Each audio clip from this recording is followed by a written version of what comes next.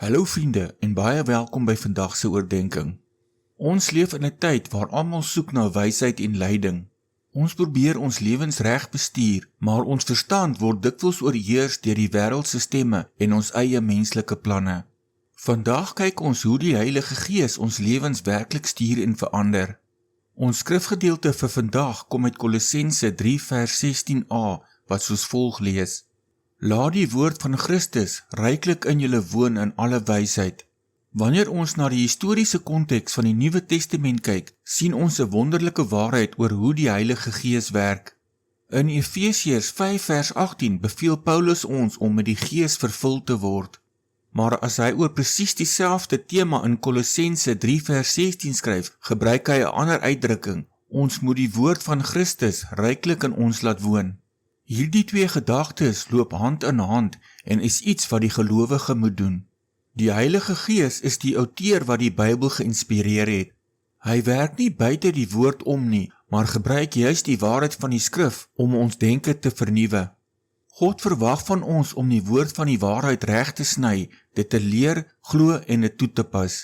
Soos wat gelowiges die waarheid inneem, gebruik die Heilige Gees die skrif om ons lewens, besluite en karakter te vorm. Die Heilige Gees gebruik die woord van God om die wil van God in die kind van God te volbring.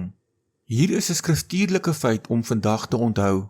Die Gees van God lei jou nooit in stryd met die woord van God nie.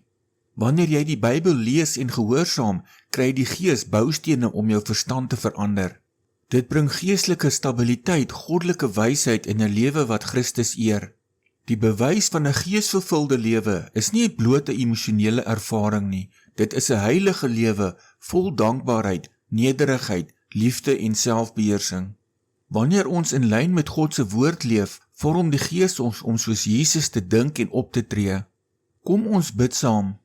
Hemelse Vader, dankie vir u heilige woord wat 'n lamp vir ons voet is en 'n lig vir ons pad is. Dankie dat u vir ons die Heilige Gees gegee het om ons in die hele waarheid te lei. Vergewe ons waar ons probeer het om ons lewens op menslike wysheid te bou.